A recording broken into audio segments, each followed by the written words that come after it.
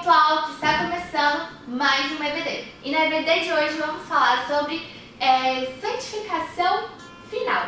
Como vocês sabem, né, estamos usando esse livro como base, que é o livro do Luciano Subirá, Impacto da Santificação. Ele é muito bom, esse livro. E antes de começar o vídeo, eu quero te pedir para fazer duas coisinhas bem basiquinhas. Primeiro, se você não é inscrito, se inscreva aqui no canal, porque vai nos ajudar bastante. E ative o sininho para você ficar por dentro de todos os conteúdos. E segundo, deixe seu like, porque é muito importante, tá bom? Então, vamos lá para o vídeo? Como vocês sabem, né, o tema desse vídeo é santificação final. Para quem não sabe, existem 3 níveis da santificação. Santificação inicial, santificação progressiva e a santificação final. Se você ainda não sabe o que é santificação inicial e santificação progressiva, tem 2 videozinhos aqui no nosso canal explicando muito bem sobre isso. Então depois dá uma conferida lá. Bom, santificação final. Certamente não alcançaremos esse processo nessa vida. Por mais que prosseguimos no processo de santificação, só conseguiríamos alcançá-la quando o próprio Deus contemplá-lo na vinda de Jesus, junto com a glorificação do nosso corpo. Hoje estamos desfrutando apenas da parte da salvação. O nosso espírito foi regenerado e a nossa alma ela se encontra em constante construção com a palavra de Deus, e a transformação do corpo só ocorrerá na vinda de Jesus. Vamos ver o que a palavra de Deus nos fala sobre isso? Lá em 1 Coríntios 15, 51 e 52. Vamos abrir nossa Bíblia. Eis aqui vos digo um mistério. Na verdade, nem todos dormiremos, mas todos seremos transformados. Num momento, num abrir e fechar de olhos. Antes a última trombeta, porque a trombeta soará, e os mortos ressuscitarão, incorruptíveis, e nós seremos transformados. Lá em 1 Tessalonicenses 4,13 também fala um pouquinho sobre isso. O que a palavra de Deus nos afirma é que nem a carne e o sangue poderão herdar o reino dos céus. É preciso que haja uma transformação do corpo. A Bíblia também nos revela 2 propósitos diferentes, que está lá em João 5, 28 e 29. Vamos ver quais são esses propósitos? Diz o seguinte: não vos maravilheis disso, porque venho a hora em que todos os que estão nos sepulcros ouvirão a voz, e os que fizeram bem sairão para a ressurreição da vida, e os que fizeram mal para a ressurreição da condenação. Aqui a palavra de Deus nos revela 2 propósitos diferentes. Primeiro, para as pessoas que aceitaram, né, e confessaram Jesus Cristo como seu único Salvador, e que ao longo da sua vida eles conseguiram passar pelo processo de santificação inicial e santificação progressiva, e certamente alcançarão a santificação final. E o segundo propósito são para os ímpios, né? Para aquelas pessoas que não confessaram e não aceitaram Jesus Cristo como seu único Salvador. Ou até mesmo aceitaram, né? Só que durante o processo, durante a sua caminhada, eles se perderam. E certamente o destino para essas pessoas será a condenação. Mas por que será que o corpo precisa de transformação? Vamos ver lá em 1 Coríntios 15, 50 ao 53. Como eu já li os versículos anteriores, eu vou ler só o versículo 53, tá bom? Que diz o seguinte: porque convém que isto, que é corruptível, se revista de incorruptibilidade, e que isto, que é mortal, se revista de imortalidade. Então, o que a palavra de Deus diz aqui é que a obra da santificação final também é chamada de glorificação, que será, né, o revestimento da incorruptibilidade em um corpo que possui a atual condição de corruptibilidade. É essa palavra, né, gente? Então, isso também pode ser entendido nas escrituras como carne pecaminosa, que descreve lá em Romanos 8:3, né? O que destaca nesse versículo, né, fala que Jesus, ele veio como semelhança de carne pecaminosa, né? Jesus era 100% Deus e 100% homem.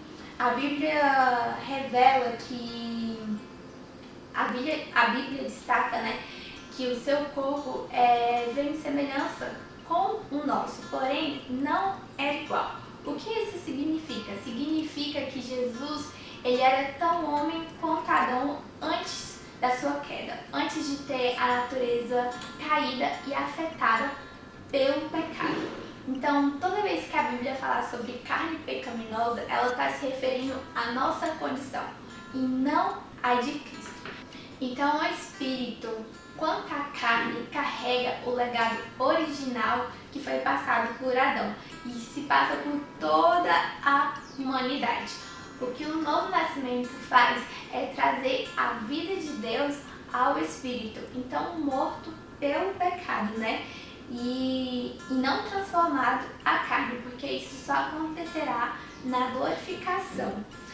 Na santificação progressiva, a nossa responsabilidade era subjugar e refrear a carne e andando em domínio próprio. Agora, na santificação final, a lei do pecado na nossa carne certamente acabará. E como será esse corpo transformado? Vamos ver esse questionamento sobre os corpos transformados após a obra redentora não é exclusividade nossa, né? Essa dúvida já se manifestava desde os primeiros anos da igreja, né? Quando o apóstolo Paulo, ele apresentou algumas explicações que está lá em 1 Coríntios 15:36 ao 46. O que diz em 1 Coríntios 15:36 ao 46 são algumas diretrizes que Paulo descreveu sobre isso. E ele descreveu 3 diretrizes sobre isso. Primeiro, o corpo pode até apresentar semelhanças do anterior, mas em essência e estrutura diferente. Segundo, aponta diferentes níveis de glórias, não só entre homens e anjos, mas também entre os próprios anjos. Terceiro, os nossos corpos experimentarão de uma mudança significativa, de corrupção para incorrupção, de fraqueza para poder, de corpo natural para corpo espiritual. Outra verdade importante aparece lá em Filipenses 3:20 e 21, que diz assim: mas a nossa cidade está nos céus, de onde também esperamos o Salvador, o Senhor Jesus Cristo, que transformará o nosso corpo abatido para conforme o seu corpo glorioso, segundo o seu eficaz poder de sujeitar também assim todas as coisas. Aqui encontramos, a promessa de que teremos um corpo semelhante ao de Jesus. Se vamos ter um corpo semelhante ao de Jesus, como será esse corpo após a ressurreição? Vamos ver? Lá em Colossenses 2:9 diz assim: portanto, nele habita corporalmente toda a plenitude da divindade. Ou seja, após a morte e a ressurreição de Cristo, ele manteve o seu corpo, porém de forma glorificada. E as escrituras, elas descrevem algumas características de como era esse corpo, Como diz lá em Lucas 24, 30 e 31, que diz o seguinte: e aconteceu que quando estava à mesa, tomando ele o pão, abençoou, tendo partido lhes deu. Então se eles abriram os olhos e os reconheceram, mas ele desapareceu da presença dele. Outro versículo também que mostra a característica do corpo de Jesus após a glorificação está lá em Lucas 24:36, que diz assim: falavam ainda essas coisas quando Jesus apareceu no meio deles e lhe disse: a paz seja conosco. Ou seja, o que Paulo descrevia como o corpo espiritual não estava limitado às nossas leis naturais, Porém, o novo corpo de Jesus, ele poderia interagir com o mundo natural.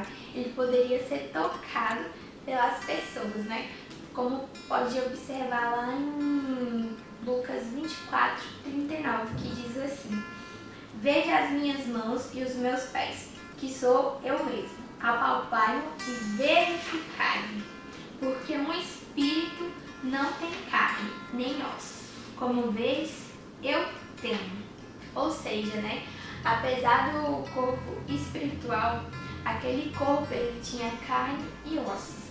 Não se tratava apenas de um espírito, mas de um corpo espiritual. Apesar das curiosidades que temos sobre se vamos atravessar paredes, se vamos saborear uma boa refeição, se vamos voar. Eu acho que todo mundo, que pensa assim, como será após a morte, é sobre querer voar, Mas enfim, apesar sobre todas essas curiosidades, o mais importante a ser destacado é que a santificação final é a plenitude da redenção, que acabará definitivamente com a nossa inclinação ao pecado. Nós não seremos livres apenas do pecado, mas da própria vontade de pecar, Por toda a eternidade experimentaremos de uma pureza.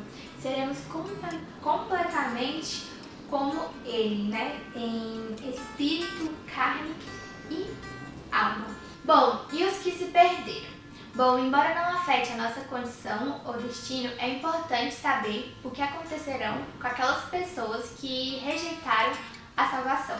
Apesar de não estar associada com a santificação final, já que eles não passaram por nenhum tipo de processo da santificação, a ressurreição deles também é um tipo de desfecho. Neste caso, a condenação eterna. O Senhor Jesus, nos seus ensinamentos, falou que o próprio corpo será lançado ao inferno. Em alguns versículos, como Mateus 29:30 e Mateus 10:28. Os resultados da eternidade afetarão a integridade do ser humano, tanto no espírito, alma e corpo. E isso também é válido para os ímpios. Eles também passarão pela ressurreição. Eles vão sofrer consequências no seu interior. Bom, podemos concluir que a dor e a tormento alcançarão os três níveis do homem não salvo. Bom, gente, a comparação é inevitável, De que nós, justos, seremos livres de toda dor. E os ímpios, certamente, eles sofrerão uma dor incessante. Para nós, os santos, a experiência de desfecho glorioso deve servir desde já como encorajamento e consolo, como diz Paulo lá em 1 Tessalonicenses 4:18, que diz assim, que o fim não pode nos gerar medo, mas sim consolo. Bom, gente, essa foi a nossa EBD de hoje. Eu espero que tenha te abençoado de alguma forma. E se você assistiu até aqui, deixe nos comentários que eu vou alcançar a santificação final. E os links das nossas redes sociais estão na descrição do vídeo. É isso, um beijo e até a próxima!